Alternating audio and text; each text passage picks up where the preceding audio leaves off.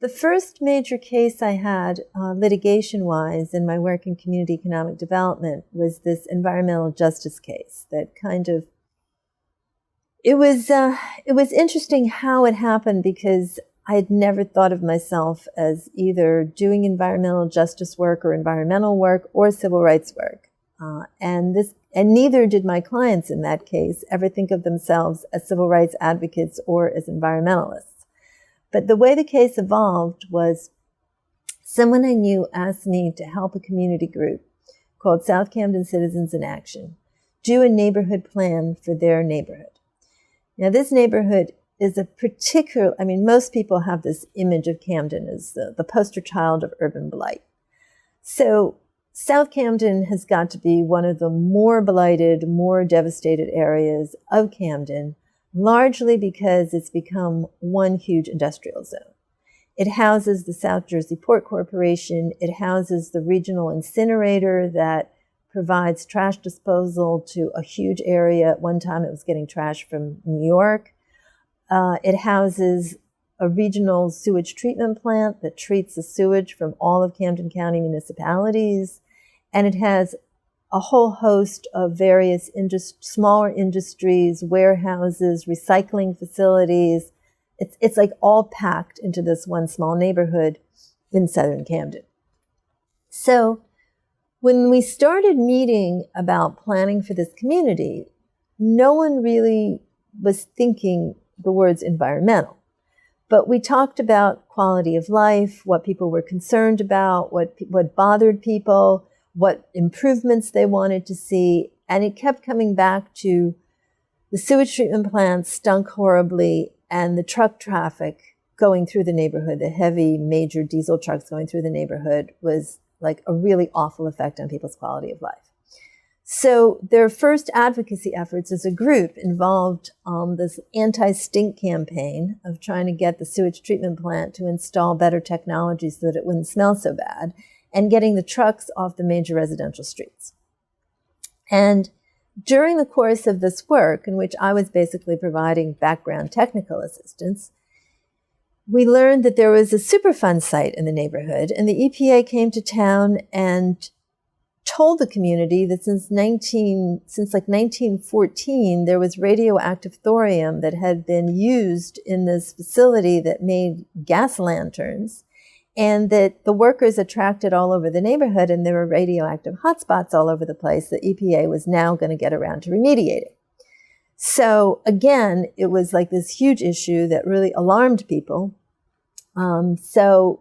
That again focused on the environment. And while we were dealing with that, and I was sort of researching for them public participation rights and Superfund cleanups and how Superfund cleanups happen and explaining that to them, in the middle of all this, we read in the newspaper that this major multinational corporation, it was then called St. Lawrence Cement, was going to open this huge cement processing facility on the port that was going to bring in 35,000 trucks driving through the neighborhood each year, and was going to generate this incredible amount of fine particulate dust pollution. And even though it was touted as this great economic project, it created a total of 11 jobs.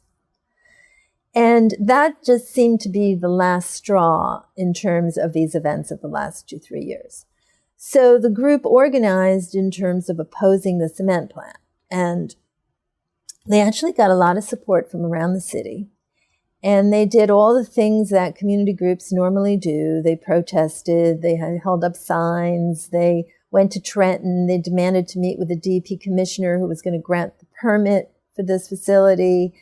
They went to all the public hearings. They testified about their dust that's already on their windowsills and how their houses rattle when the truck rolls by and all this stuff. And of course, none of it made any difference because DEP met with the cement company's representatives. They figured out the allowable parameters for what the DCA would allow in terms of emissions, and they came up with a permit that met DCA technical requirements, and DCA felt it had no choice but to issue the permit.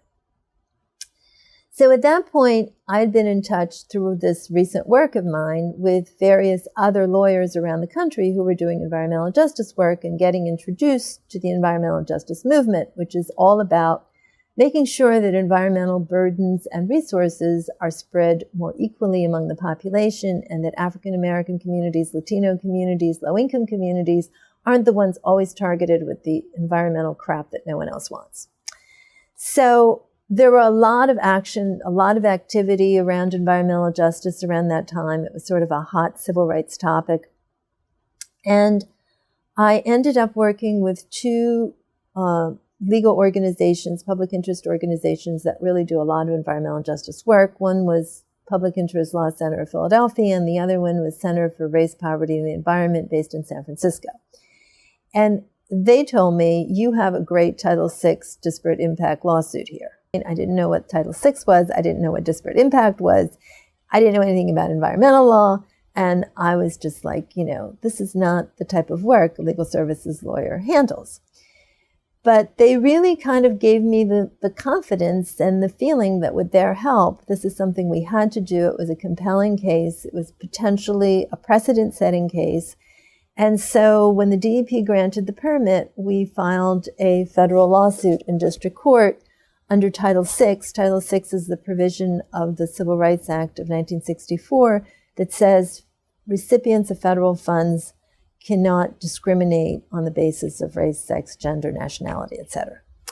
So what our claim was that the DEP violated Title VI because they didn't even consider the demographics of the neighborhood, the fact that it was almost exclusively Latino and African American, and the level of environmental burdens that the community already had at the time it was issuing its permits. It merely looked at the permit data, said, it's the same as if it was here or if it was in Cherry Hill or if it was somewhere else.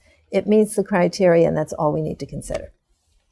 So that was my first major piece of litigation ever in federal court. So the cement case went on a major roller coaster ride because we filed a preliminary injunction to stop this plant from opening. And the cement company decided that it was so sure that it was going to get its permit that it did construction while the permit process was pending.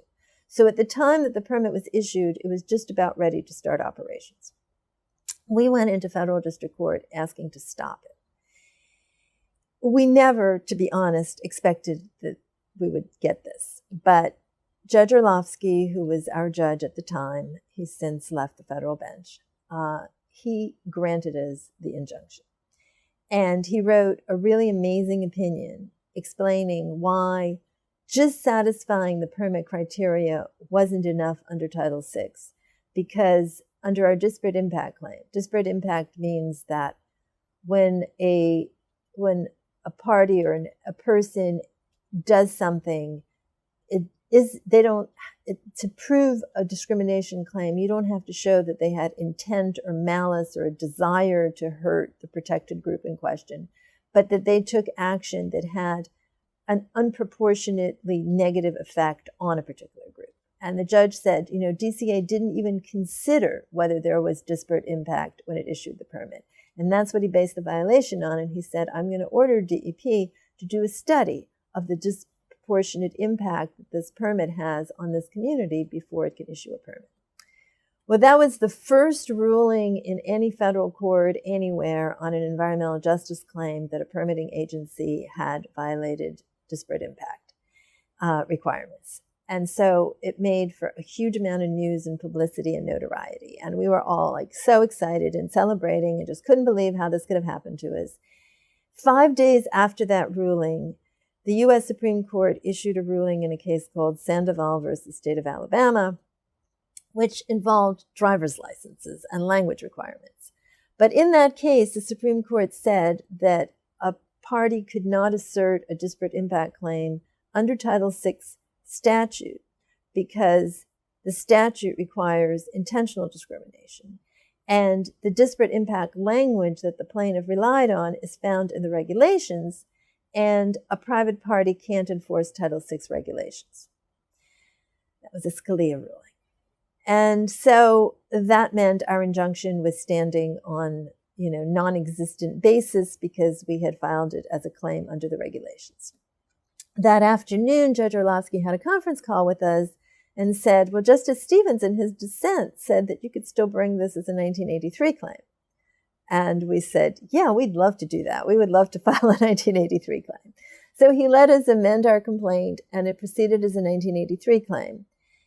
And he kept the injunction in place. However, the cement company appealed to the Third Circuit to lift the stay, and in the first sign of trouble, the Third Circuit lifted the stay, and the cement company started operating.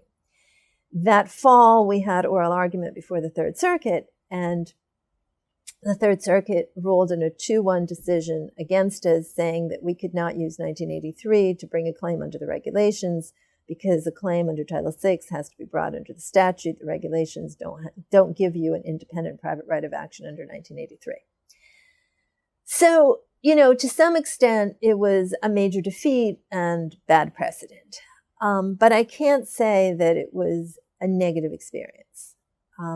A few things that happened as a result of the case is that my clients suddenly became players in the environmental justice community, both nationally and statewide.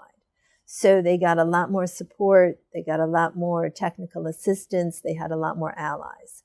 The New Jersey DEP was made into a national kind of, got national recognition as being the first permitting agency to have violated Title VI. And that wasn't the part of the ruling that was overturned. So they really tried to focus more on improving their image and reputation and put more emphasis on working with environmental justice communities and became much more sensitized to the issue.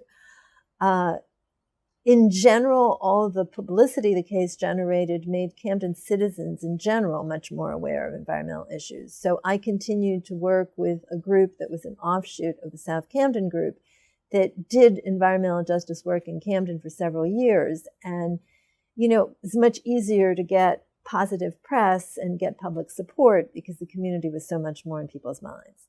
So I think all of that made the case worth it, even though ultimately it didn't get us the result in court that we hoped for.